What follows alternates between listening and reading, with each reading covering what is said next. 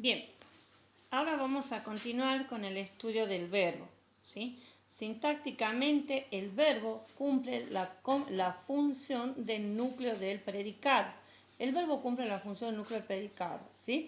Puede estar conjugado si es un verbo personal. Bueno, semánticamente vamos a tener que semánticamente el verbo puede ser copulativo o no copulativo. El verbo copulativo son los verbos ser, estar, yacer, parecer, permanecer. ¿Qué es el verbo copulativo? Que es aquel que sintácticamente requiere de un predicativo obligatorio, ¿sí? Si yo tengo, por ejemplo, Marcos es, siempre surge la pregunta, bueno, ¿qué es?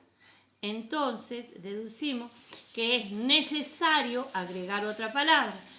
Esa palabra que completa el sentido de la oración es lo que se conoce como predicativo obligatorio. Y eso lo proporciona solamente los verbos copulativos. Ahora, morfológicamente ya implica mayor complejidad. Morfológicamente se tiene que determinar, escribir persona, número, tiempo, modo y voz, ¿sí? Ya sea la voz activa o la voz pasiva. Cuando hablamos de voz activa es un acto que se está realizando. En cambio, cuando hablamos de voz pasiva es aquel acto que se ha realizado, que fue hecho, ¿sí?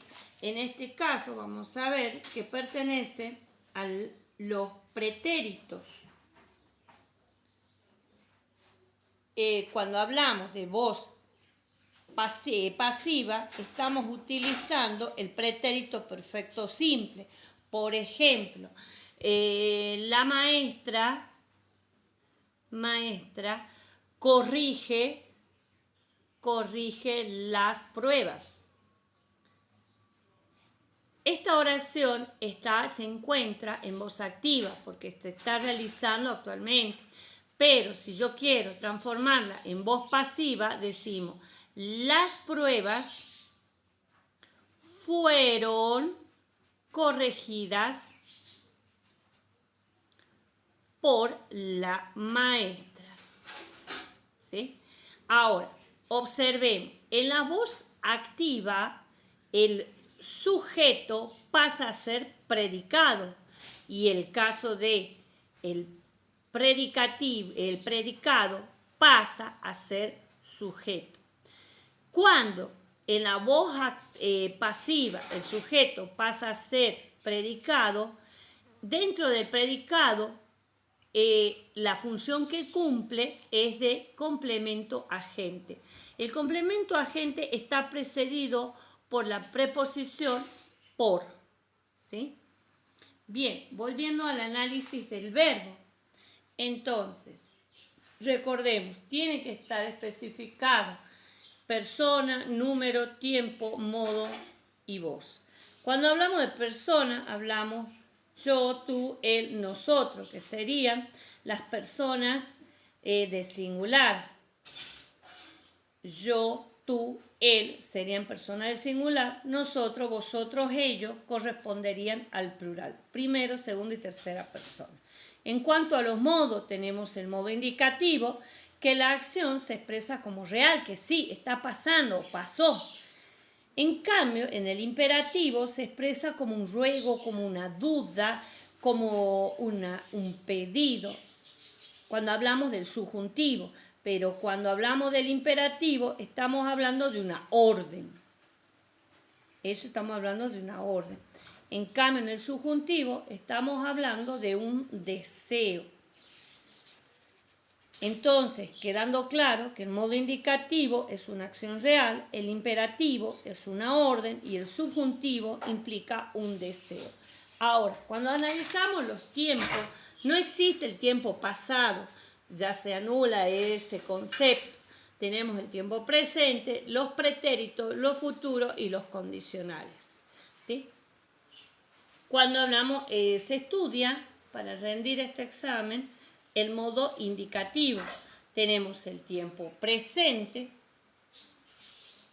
el pretérito perfecto compuesto, cuando utilizamos el verbo haber, ¿sí? Yo he amado, he temido, ¿sí? Ahora, cuando utilizamos en el modo indicativo tiempo simple, el pretérito imperfecto es un pasado no acabado, es decir, da la sensación de no haber acabado lo ocurrido. Por ejemplo, terminan en aba cuando el infinitivo es ar, y terminan en ia cuando los infinitivos son er o ir. En el caso de los pretéritos perfectos simples, vemos una situación acabada, un pasado acabado. Por ejemplo, terminan en amé, temí, partí, e i. Es un hecho realizado. Ahora, cuando hablamos de los tiempos compuestos, hablamos del pretérito pluscuamperfecto cuando decimos yo había amado, temido o partido. Tenemos el pretérito anterior, yo hube amado, temido o partido. Tenemos el futuro en el tiempo simple y el futuro perfecto en el tiempo compuesto. Yo amaré, el futuro perfecto, yo habré amado. Condicional, yo amaría, y el condicional perfecto, yo habría amado. En cuanto a los tiempos subjuntivos, el presente que yo ame, tema o parta.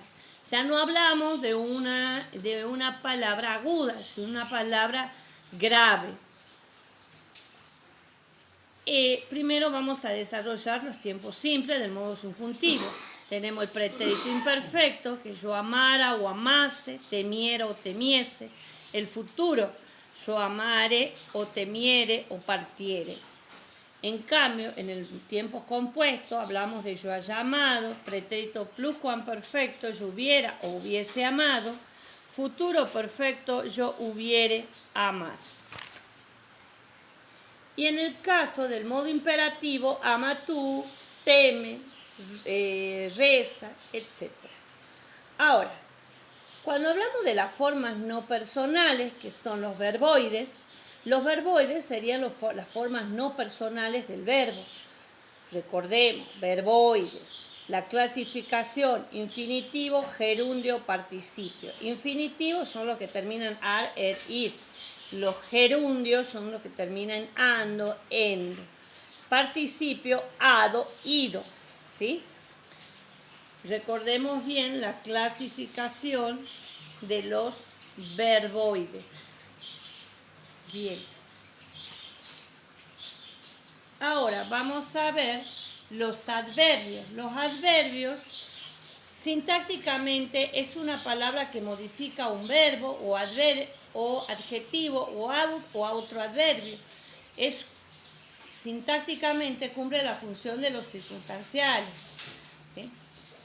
Se pueden clasificar adverbios de tiempo, de duda. ¿Sí? Tiempo corresponde a la pregunta ¿cuándo?